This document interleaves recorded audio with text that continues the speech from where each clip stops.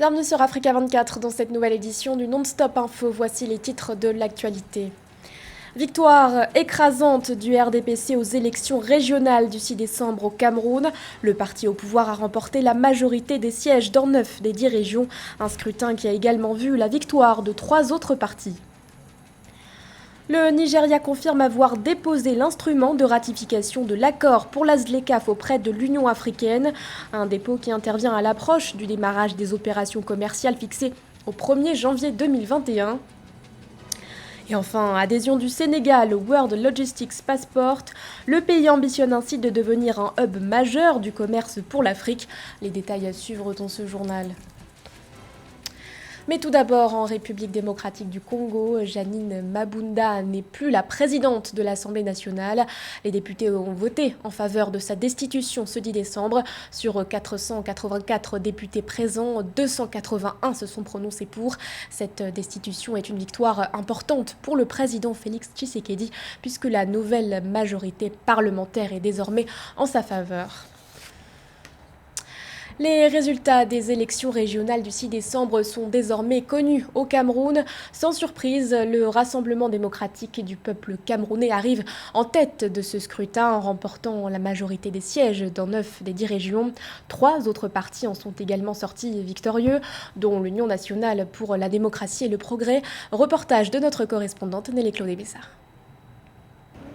À l'issue des élections du 6 décembre 2020, Elections Cameroun rend sa copie. Le RDPC contrôle 9 des 10 conseils régionaux du pays, tandis que l'UNDP s'arroge la région de la Damawa. Par ailleurs, l'UDC et le FSNC ont respectivement gagné 17 et 2 sièges au sein d'un conseil régionaux de l'Ouest et du Nord, où le RDPC reste cependant majoritaire. Cette victoire du parti au pouvoir est de l'avis de certains acteurs de la scène politique camerounaise un frein au processus démocratique dans le pays. Le fait qu'on ait maintenu que 4 partis politiques pour le conseil régional, c'est très grave pour notre démocratie. La nouvelle répartition des partis politiques au sein du conseil régional ne peut pas impacter le développement parce que le conseil régional est presque RDPciste, c'est ce qu'on pourrait dire.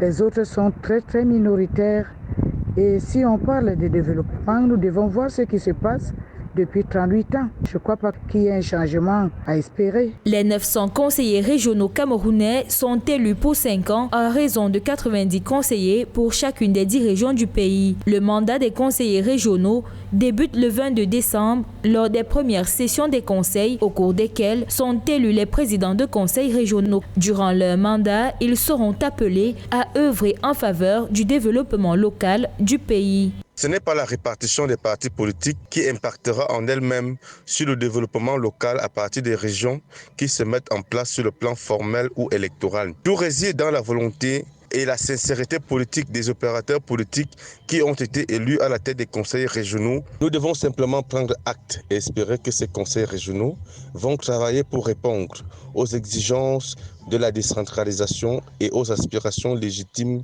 des populations qui fondent beaucoup d'espoir autour de la décentralisation. Pour les observateurs, l'organisation des élections régionales est considérée comme une étape pour accélérer la décentralisation afin de régler la crise séparatiste qui sévit dans les 2 régions anglophones du Cameroun, le nord-ouest et le sud-ouest. L'attente est elle aussi révolue au Ghana où les résultats provisoires de l'élection présidentielle ont été dévoilés ce mercredi 9 septembre. Selon la commission électorale, le président sortant Nana Akufo-Addo a été réélu pour un second mandat avec 51,59% des suffrages. Son adversaire John Mahama a quant à lui récolté 47,63% des voix. Ces résultats sont d'ailleurs contestés par l'opposition qui envisage de faire appel à Aïssatou Paris. Nana Akufo-Addo a été réélu mercredi 9 décembre face à son rival politique historique, John Mahama, qu'il affrontait pour la 3e fois.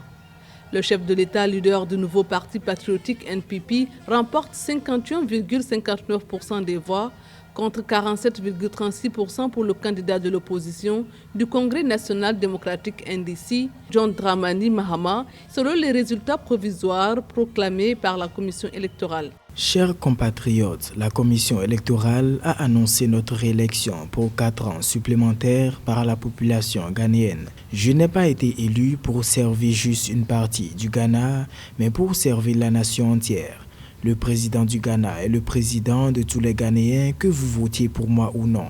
Je vous promets une chose, je ferai tout mon possible pour défendre vos intérêts et remettre notre pays dans une dynamique de développement et de progrès. Il aura fallu 48 heures au lieu de 24 pour proclamer les résultats, même si les chiffres partiels diffusés dans les médias locaux donnaient déjà le président sortant Nana Akufo-Addo vainqueur. Mais l'opposition maintient qu'elle a remporté la majorité au Parlement avec 140 sièges sur 275. John Mahama ne s'est pas encore exprimé, mais un député de son parti a annoncé devant la presse que le parti refusait de concéder sa défaite et entend contester ses résultats devant la justice. Il faut désormais saluer cette élection de Nana Akufo, mais en même temps, on comprend aussi les contestations de l'opposition, parce qu'il faut quand même dire que vous avez là 2 hommes qui se confrontaient pour la 3e fois dans les urnes, Nana Akufo et John Mahama, ce qui signifie quand même quelque part qu'il y a une frustration et c'est bien normal que les partisans du perdant puissent contester.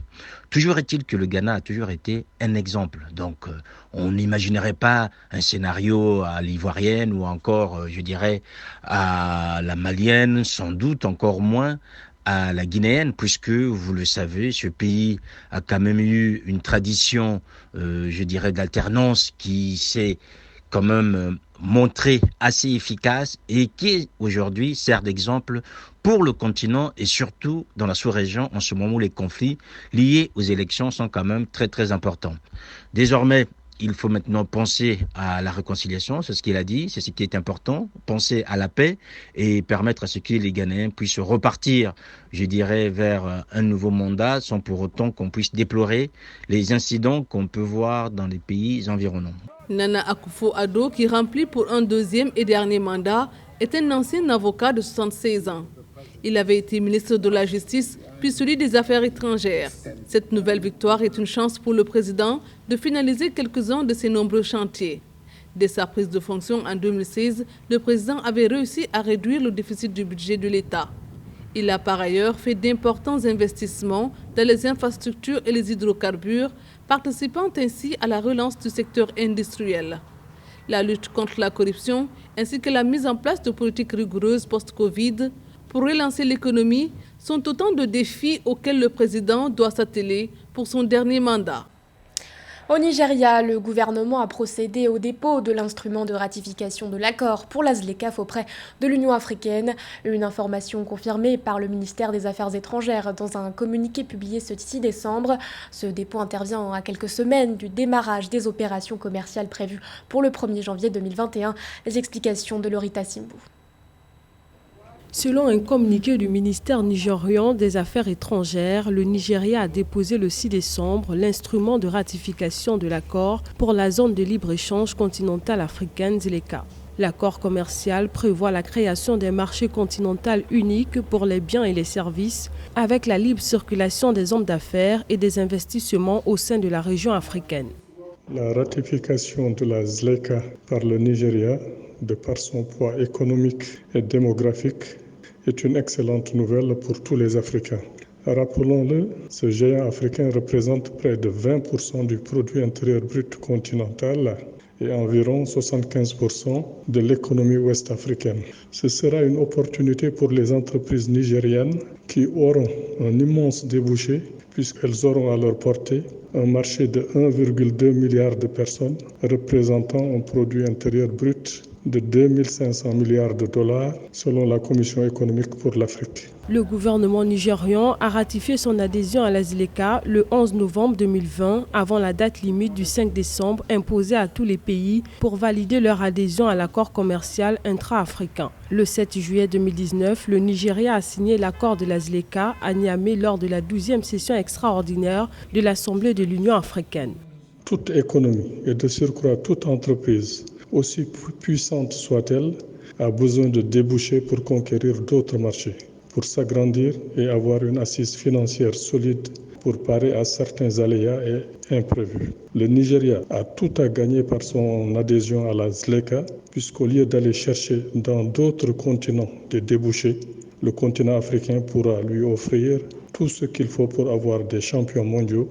La date effective d'entrée en vigueur de l'accord du Nigeria pour la zone de libre-échange continentale africaine, ZLECA, devrait être en juillet 2020. Cependant, elle a été repoussée au 1er janvier 2021 en raison de la pandémie de Covid-19.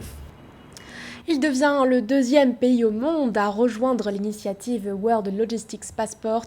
Le Sénégal ambitionne ainsi de dynamiser son économie en misant notamment sur la réexportation. Lancée par l'opérateur portuaire de Dubaï, DP World, WLP vise à booster le commerce sud-sud. Philométine. Le Sénégal, deuxième pays du monde après la Colombie à rejoindre le World Logistics Passport.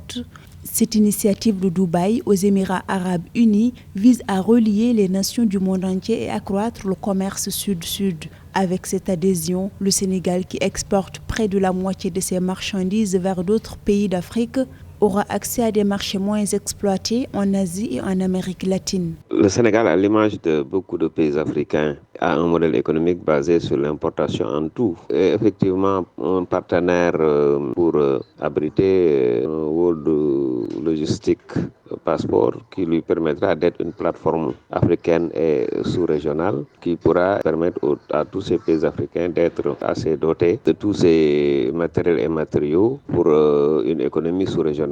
Le passeport logistique mondial est aussi avantageux pour les commerçants et transitaires. Ces derniers bénéficieront d'un programme de fidélité de points pour augmenter leur volume d'échange via les hubs membres. Le Sénégal est un bon partenaire parce que nous disposons d'un port de qualité. Nous disposons aussi d'une zone industrielle capable d'abriter un tel hub. Je crois que le Sénégal a bien fait de signer très tôt et de se positionner comme le hub logistique sous-régional. Par ailleurs, le Sénégal et Dubai Port World, qui a propulsé le passeport logistique mondial, se sont accordés pour la mise en service du projet du port en eau profonde de Ndayane, une plateforme qui servira d'alternative au port de Dakar qui capte actuellement 95% des échanges commerciaux du Sénégal. À l'occasion de la Journée internationale des droits de l'homme, des voix s'élèvent pour dénoncer les violences policières au Nigeria. Activistes et célébrités ont adressé une lettre ouverte au président Muhammadu Buhari, une lettre dans laquelle ils appellent le chef de l'État à mettre fin aux violences perpétrées contre les manifestants du mouvement EndSARS, un sujet de la rédaction. La lettre est sans appel. À l'occasion de la Journée internationale des droits de l'homme ce 10 décembre, une poignée d'activistes et de célébrités ont adressé une lettre ouverte au président du Nigeria, Muhammadu Buhari. Un document dans lequel ils ont exprimé leur indignation contre les répressions policières commises contre les manifestants d'EndSARS. La cofondatrice du mouvement Black Lives Matter, Opal Tometi, fait partie des signataires de cette lettre. Nous sommes aux côtés du mouvement Black Lives Matter aux États-Unis et au sein de la diaspora, mais nous nous soucions également de ce qui se passe sur le continent africain. Nous nous soucions des problèmes de violence policière, peu importe où ils se produisent, et c'est aussi pourquoi nous nous réunissons en cette journée des droits de l'homme. Nous voulons nous assurer que les gens continuent à y prêter attention. Tiré du nom de l'unité de police Special Anti-Robbery Squad, créée en 1992, EndSARS naît sur les réseaux sociaux au début du mois d'octobre dernier. Très vite, le mouvement prend de l'ampleur.